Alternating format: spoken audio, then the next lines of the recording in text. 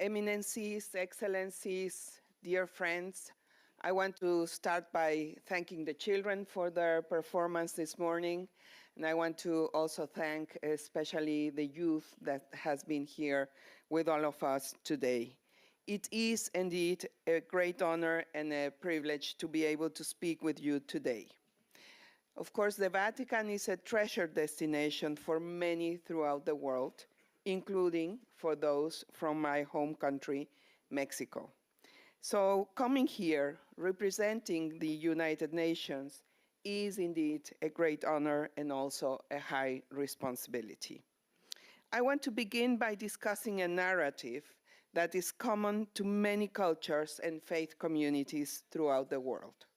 It's the story of a great flood that took place long ago. While different cultures tell it in different ways, most outline how humankind not only had warning that rising waters were coming, but that those warnings were ignored. Now, let me be clear. I don't propose we begin building an ark, at least not a physical one. But it's hard to ignore some parallels with today. Every day, we are seeing evidence of climate change and its devastating impacts on populations around the globe. And we have heard this morning really very solid and compelling testimonies and even the scientific facts just a moment ago by my friend John.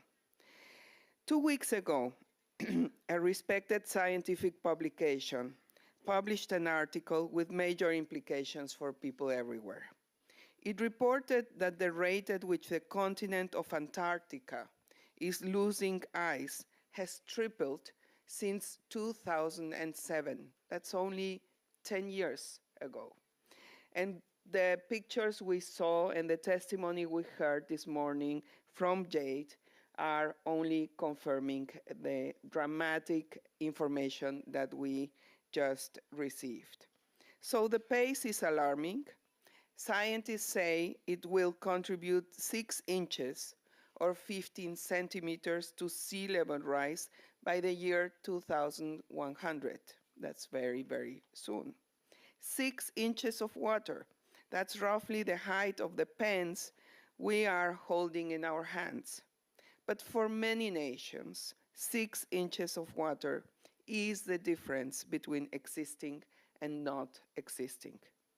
And we heard this morning also from Kathy. Kathy, I thank you for being here and for having shared your story.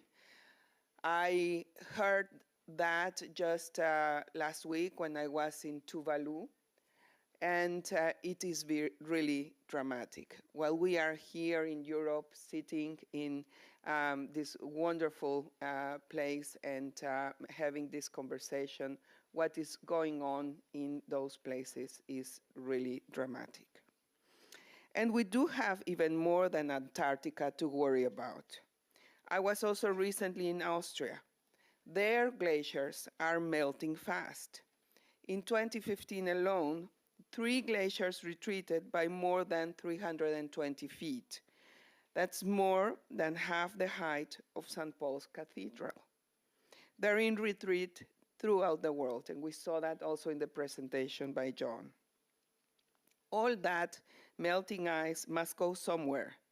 In addition to small island nations, rising waters are already threatening densely populated coastlines in numerous countries. This includes, for instance, China, where some of their most economically developed cities, such as Shanghai, Tianjin, and Guangzhou, are under threat. Consider the consequences.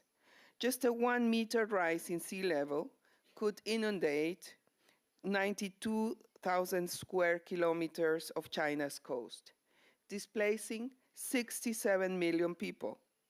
That's more than the entire population of Italy.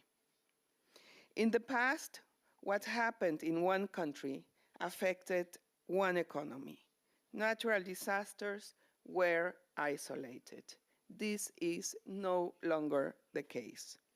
What happens in China, what happens in any major city, has a ripple effect throughout the world. If left unchecked, climate change can disrupt our most basic institutions and the global economy with repercussions for all. But climate change is more than a weather issue. It is more than an economic issue. And it is more than the numbers and statistics we use to describe it. Climate change and our response to it raises larger questions about who we are, why we are here, and where we're collectively going. And this is why I find the encyclical Laudato Si so valuable. Climate change is about morality. Who are we to willingly destroy the ancient and intricate beauty of the world? Climate change is about legacy. Who are we to leave a debt of neglect to an unborn generation? And the children this morning reminded us about it. Climate change is about community.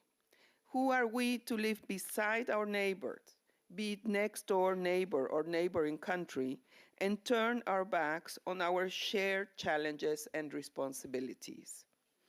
Climate change is about potential.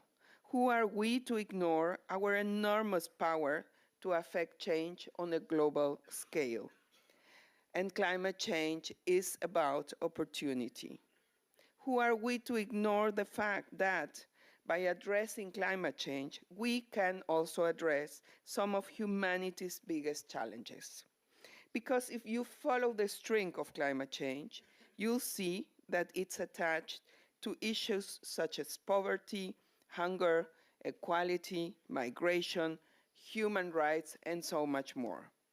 If we truly want to make the fundamental, transformative changes to achieve all of this, perhaps what we need then is not a physical arc, but an arc of ambition. We need it. We are in a critical point in history. Our window of opportunity, as John reminded us, and many of the speakers this morning reminded us, is rapidly closing, and we must work together to turn things around. It's up to people everywhere, those in high office and small villages, those in corporate leadership, and those leading small movements. People everywhere to take climate action. And that includes the faith community.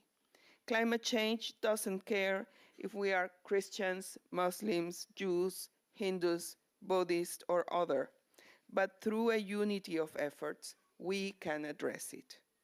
And the Paris Agreement is a product of such unity. It represents our path forward, our guiding light. It has everything we need to address climate change. But we must unleash its potential, and that's where we need your help. We have three primary goals to complete by the end of this year, leading up to COP24 in Poland in December. First, we must complete its implementation guidelines, known as the Paris Agreement Work Program. Second, we must significantly accelerate global climate action and ambition before 2020. While we've seen progress by both governments and non-governmental bodies, it's not nearly enough. The fact is that what countries have currently pledged isn't enough to help us limit temperature rise to under 2 degrees Celsius and ideally 1.5 degrees. So we need to reflect that increased ambition in the next round of nationally determined contributions. Third in our list is finance, which also must be addressed at COP24. Nations must come through on their promises under the Paris Agreement to deliver $100 billion by 2020 to support the climate change efforts of developing countries. Trying to fight climate change at current rates of financing is like trying to navigate the Great Flood, not in an ark, but a rowboat. Still, we are optimistic we can achieve our goals. We see signs of progress everywhere. We see it in the switch to renewable energy. We see it in the commitments made by corporations to green their efforts and lower their emissions. We see it in people coming together to create change, such as America's Pledge, the Global Covenant of Mayors, the Pass Coal Coalition, Climate 100 Plus, and the upcoming California Summit. And we see it with the Vatican as well. Pope Francis's Laudato Si is a direct, clear, and undeniable call for global action. And it is also beautifully written. As he writes, and I quote, "Nothing in this world is indifferent to us," end of quote. This is matched by a message of hope. Quote, "Humanity still has the ability to work together in building our common home," end of quote. Pope Francis then issues a direct appeal requesting a new dialogue about how we are shaping the future of the planet, writing, and I quote again, "We need a conversation which includes everyone, since the environmental challenge we are undergoing and its human roots concern and affect us all," end of quote. And this is why I really thank the initiative and the organizers for having made this meeting forward. So indeed, working together is the only way forward. Looking ahead, we need your help to convey this idea of cooperation and positive ambition leading up to COP24 in Poland. And I want to greet and welcome the president of COP24, who just arrived. Welcome, Michał.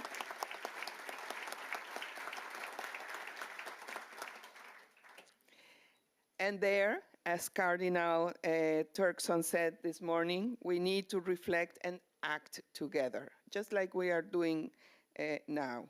And we need to set examples, and I would like to invite you all also to try to identify some even what you can consider small examples. And let me share one of them of what we are doing at the UN Climate Change Secretariat. We are committed to climate neutrality. In fact, COP23, that was organized just some months ago in Bonn, was the most sustainable conference ever held. And we did it with a lot of effort, but I can tell you, it pays off. It takes more work, yes.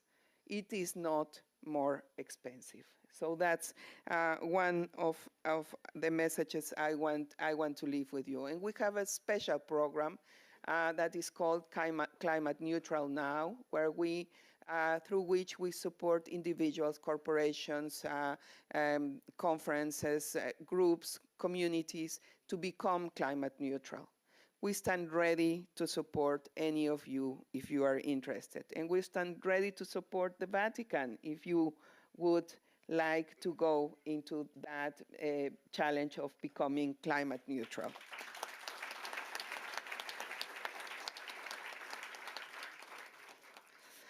But I cannot emphasize enough how important it is that we achieve the three tasks that I shared earlier. They are crucial, whether we're talking about fulfilling the Paris Agreement or the Laudato Si. We must make progress now, not tomorrow. We need you to continue delivering that message. And dear friends, I recognize none of this is easy. And John has emphasized and underlined the difficulties. Nothing this transformative or important ever is. Think about our lives. Nothing that is really important and worth is easy. Everything is difficult. But it is worth it. It is worth it because by addressing climate change, we can build a better future for this generation and for the generations to follow. A future that is cleaner and greener, and one where poverty is reduced, hopefully eliminated, rights are shared more equally by all, and where all people can live, love, learn, and prosper. And I thank you all very much for your attention.